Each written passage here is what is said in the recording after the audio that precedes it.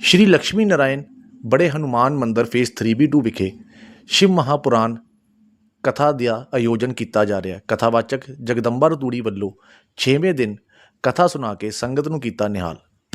ਇਸ ਮੌਕੇ ਤੇ ਉੱਗੇ ਸਮਾਜ ਸੇਵਿਕਾ ਅਭਾ ਬੰਸਲ ਅਤੇ Sunil Bansal MD KFT group ਮੰਦਿਰ ਕਮੇਟੀ ਵੱਲੋਂ ਉਹਨਾਂ ਨੂੰ ਸਨਮਾਨਿਤ ਵੀ ਕੀਤਾ ਗਿਆ।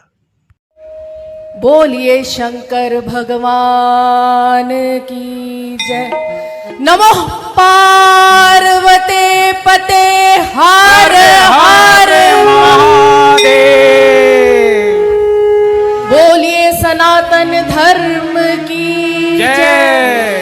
गौ माता की जय। अपने अपने गुरु महाराज की जय। अपने अपने माता पिता की जय।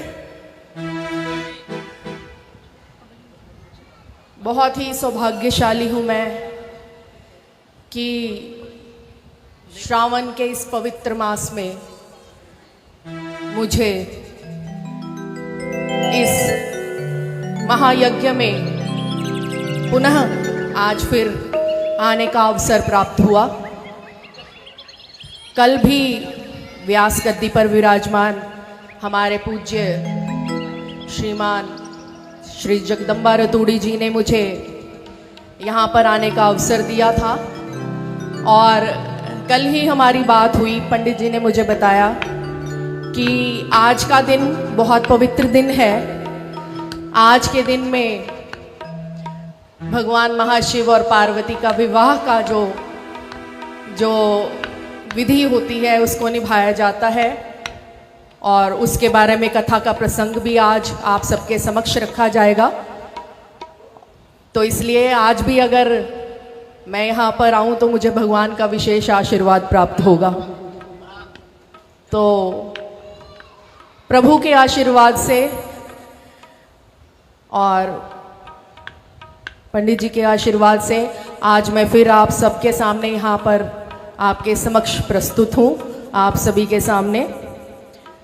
और मैं जैसा कि मैंने आपको कल भी कहा, आप में से बहुत से लोग कल भी यहाँ पर उपस्थित होंगे कि सनातन को विश्व विख्यात जागृत रखने के लिए, सनातन को भारत में जागृत रखने के लिए, सनातन को हिंदुओं के दिलों में जागृत रखने के लिए हम सबको सनातन के प्रति नतमस्तक सदैव रहना होगा। तो इसके लिए जितना भी हो सके हम ये प्रयास करें कि हम दिन प्रतिदिन मंदिरों में सनातनों के कार्य, सनातन धर्म के सभी कार्यक्रमों में, छोटे हो चाहे बड़े हो, वहां पर बढ़ चढ़कर अपनी हाजिरी जरूर लगाएं। क्योंकि आज के समय में हम देख रहे हैं कि पिछले दिनों जैसे हमारे देश में बहुत उथल पुथल रही राजनीतिक स्तर पर भी, और वैसे भी देश में समय ठीक नहीं चल रहा था।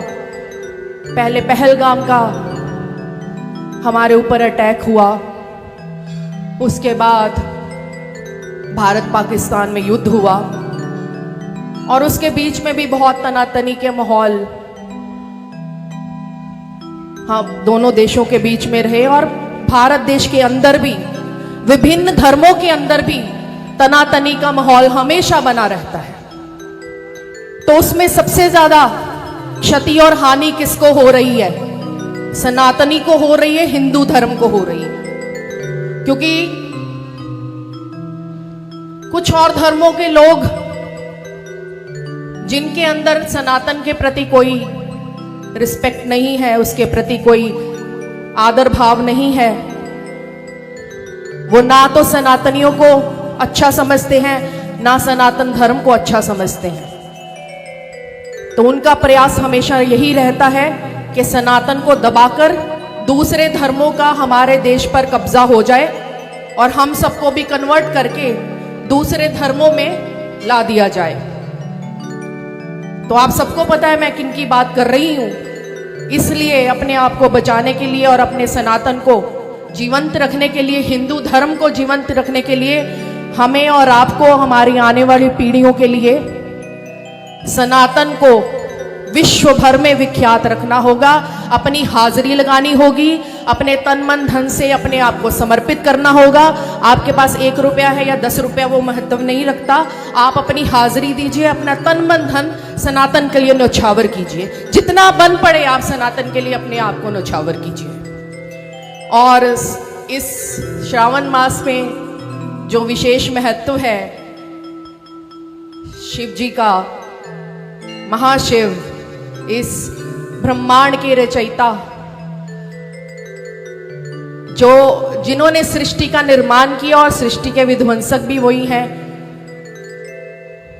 ब्रह्मा, विष्णु और महेश जिन्हें कहा जाता है, सृष्टि के जन्मदाता, पालनहार और विध्वंसक, वो भी महाशिव के ही रूप हैं।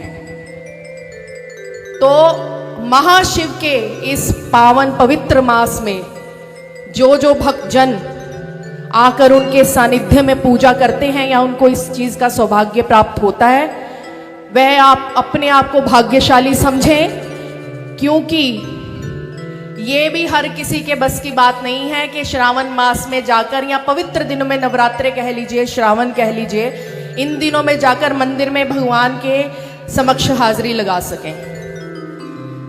और जैसा कि श्रावण मास का महत्व है, कहते हैं कि श्रावण मास शिव जी को क्यों प्रिय था। अब तो आप पिछले 5-6 दिनों से कथा सुनते आ रहे हैं कि शिव जी ने जब अपने कंठ में विष धारण कर लिया, जब समुद्र मंथन हुआ और शिव जी ने अपने कंठ में विष धारण कर लिया, तो उस विष का जो प्रकोप था या उस विष का जो तमस थी, वो इतनी ज्यादा थी कि शिव जी का कंठ नीला पड़ने लगा। तो उस सबको शांत करने के लिए देवताओं ने शिव जी का लगातार जलाभिषेक किया कि उस विष की तमस को कम किया जाए। तो इसलिए वो श्रावण का ही मास था जब ये क्रिया जो उस समय में निभाई गई। और दूसरा ये कहा जाता है कि माँ पार्वती ने भी शिव जी को पति के रूप में पाने के लिए श्रावण मास में ही तपस्या की थी। तो श्रावण मास हमारे सनातन में बहुत बड़ा विशेष महत्व रखता है। द्वार पर कोई विशेष एक्टिविटी हो रही है? अच्छा, तो मेरा आपसे यही कहना है कि आप सब लोग अपने सनातन के लिए यूं ही प्रयासरत रहिए, यूं ही कार्यक्रमों में अपनी हाजिरी लगाते रहिए।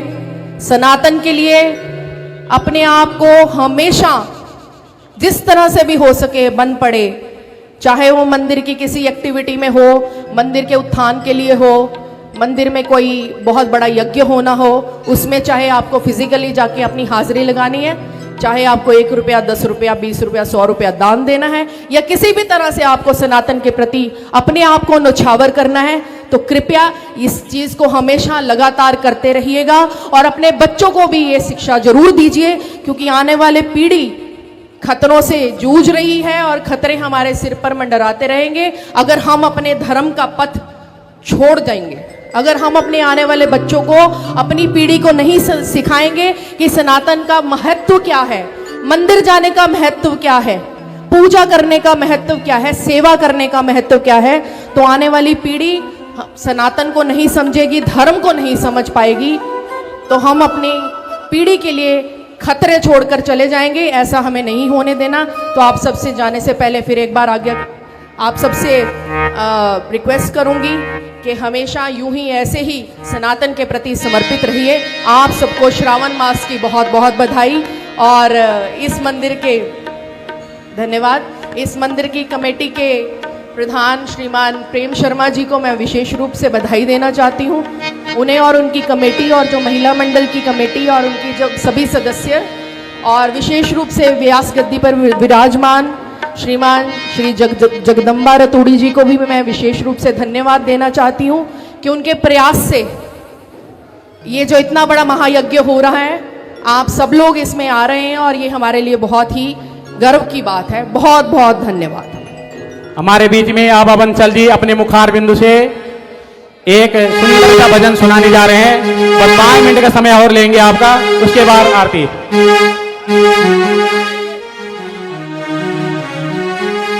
कल का जो भंडारा है तेलूराम जी का, कल का जो भंडारा बुक किया है तेलूराम जी का है, इसलिए जो दानी सजन, अभी हमारे 5 दिन बाकी है, जो दानी सजन अगर भंडारा बुक करवाना चाहते हैं तो मंदिर सभा के अध्यक्ष सभी लोग अपने स्थान में बैठ जाएं।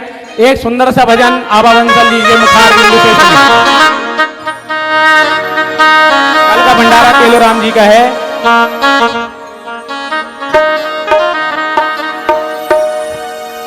नमः पार्वती पतये हर हर महादेव। सभी भक्तजन जो है अपने अपने स्थान पर बैठ जाएं।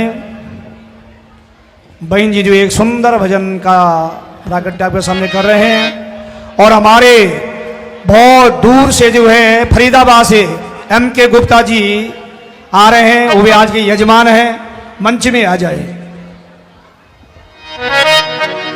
चाहूं और ओम नमः शिवाय का सुंदर वातावरण है, तो भजन, ये भी एक भजन है, ओम नमः शिवाय का जाप भी एक भजन है।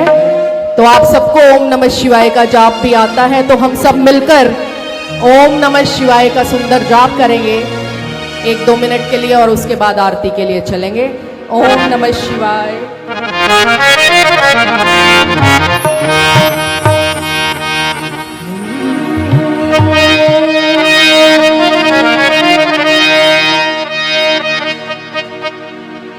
ओम नमः शिवाय, ओम नमः शिवाय, हर हर भोले नमः शिवाय, ओम नमः शिवाय, ओम नमः शिवाय, हर हर भोले नमः शिवाय। ओम नमः शिवाय, ओम नमः शिवाय, हर हर भोले नमः शिवाय। ओम नमः शिवाय, ओम नमः शिवाय, हर हर भोले नमः शिवाय।